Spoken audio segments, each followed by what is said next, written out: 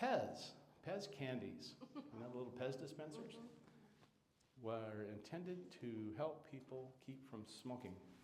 Ma'am, second or third one right there. Yep. You didn't? What were you doing? Oh, you didn't raise your hand? I'm going to answer fact. Oh, she didn't raise her hand, but I'm telling you right now. All right, she says fact. Rex, it's fact.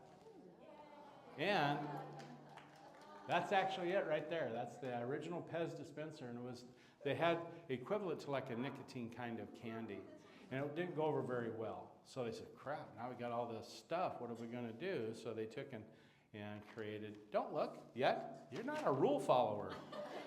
Are you a city clerk or a deputy? Deputy. Is your boss here?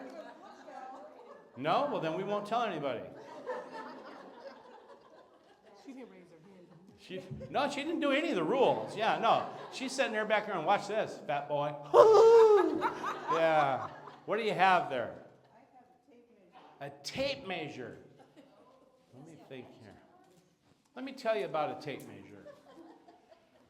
I encourage everybody to have a tape measure in their office. Why would you? I told you you're going to co-teach, right? I'm not splitting my money with you, but you're shaking your head a lot. I have one in my drawer. What do you use it for?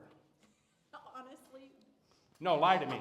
during COVID, we used to go 6 feet and walk around and do this. That is a great answer. Probably the best one I've ever heard. Yeah. I'm the city clerk and COVID measurer. 6 feet, you're too close. 6 feet. You're too Yeah, close. yeah. Yeah.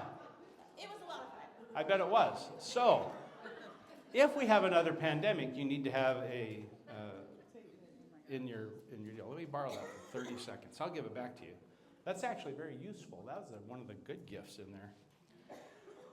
I tell people that our lives, the average length that people live today, women are 86, I think. Men are 76, so I always marry somebody, 8 years difference between you. That way you die at the same time. That's what my wife always says. She's 8 years older than me. She says, oh, you're dying before me. So, get a tape measure. And when people complain, and we have complainers, that their life is terrible, nothing's going good, get a tape measure out and say, this is your life. If I go to, I don't want to pick on any of you because it's rude to ask your age, so I'll use my own. It may not go that far. I'm not going to do that because it goes to 65. I'm 65. Let's say you have somebody in your office that's 20 years old, new clerk, a new employee of some sort. You go and you illustrate what 20 years is. That's 20 years of their life. You set it down. You show them. You were born here. You lived 20 years. Of those 20 years, you had nothing. You went through elementary school. You made it through high school. And you made it to the next spot. Now they're feeling, I'm 20 years old and I'm not accomplishing anything. So you're going to live to be 80 or 50 or 60 or 70 or whatever the age may be. Just keep going and say, look at all those years you still have that you can occupy. Your life is going to change a lot. Every one of those years it'll change. You'll have children. They'll grow up. They may have children. You may be a grandparent.